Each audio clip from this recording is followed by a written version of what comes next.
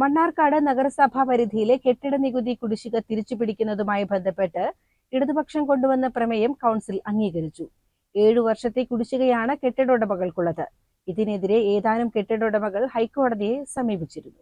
3 വർഷത്തെ കുടിശ്ശിക മാത്രം അടച്ചാൽ മതിയെന്ന് ഹൈക്കോടതി ഉത്തരവിട്ടിരുന്നു. ഈ വിധി കണക്കിലെടുത്ത് നഗരസഭയിലെ എല്ലാ കെട്ടിട ഉടമകൾക്കും ഈ ആനുകൂല്യം ലഭ്യമാക്കണമെന്നാണ് ഇടത് കൗൺസിലർ ടി.ആർ. സെബാസ്റ്റ്യൻ പ്രമേയം അവതരിപ്പിച്ചത്.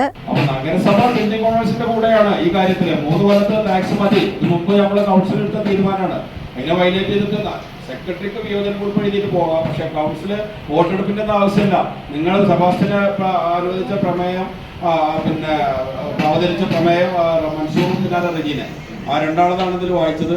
ആ പ്രമേയം വായിക്കേണ്ടത് നമ്മൾ പാസ്സാക്കാണ്. ഞങ്ങൾക്ക് 3 കൊല്ലം മതി.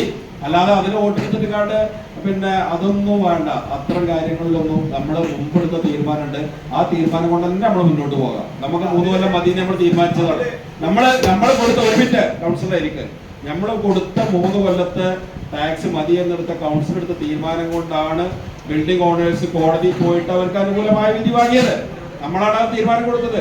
നമ്മളത് വയലേറ്റ് ചെയ്തിട്ട് നമ്മൾ അപ്പീൽ പോകാനുള്ള തീരുമാനം നമ്മളെ കൗൺസിൽ വന്നിട്ടില്ല, എടുത്തിട്ടില്ല. പിന്നെ അത് ചെയർമാന്റെ തീരുമാനപ്രകാരമാണെന്നുള്ള രൂപത്തിലൊന്നും വരണ്ട. ചെയർമാൻ അങ്ങനെ തീരുമാനം എടുത്തിട്ടില്ല. കൗൺസിലിന്റെ ഐക്യകണ്ഠേന ഈ പ്രമേയം അംഗീകരിക്കുകയാണ്. ഈ 3 കൊല്ലത്തെ ടാക്സ് മാത്രമാണ് നമുക്ക് ആവശ്യം. അതേസമയം മുഴുവൻ കുടിശ്ശികയും തിരിച്ചുപിടിക്കുന്നതുമായി ബന്ധപ്പെട്ട് സെക്രട്ടറി നിയമ നടപടിക്ക് ഒരുങ്ങിയിരുന്നത് കൗൺസിലിൽ ചർച്ചയായി. കൗൺസിലിന്റെ അംഗീകാരമില്ലാതെയുള്ള സെക്രട്ടറിയുടെ നടപടി അംഗീകരിക്കാനാകില്ലെന്നും നടപടി വേണമെന്നും ഇടത് കൗൺസിലർമാർ ആവശ്യപ്പെട്ടു.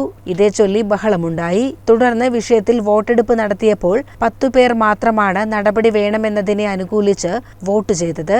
എന്നാൽ സെക്രട്ടറിക്കെതിരെ നടപടി വേണ്ടെന്നാണ് ഭൂരിപക്ഷ അഭിപ്രായമുണ്ടായത്. അതേസമയം സെക്രട്ടറിയുടെ നിയമസാധ്യതയെ അംഗീകരിച്ച ചെയർമാൻ കൗൺസിലിന്റെ അംഗീകാരമില്ലാതെ സ്വന്തം നിലയ്ക്ക് തീരുമാനമെടുത്തതിനെ വിമർശിക്കുകയും ചെയ്തു.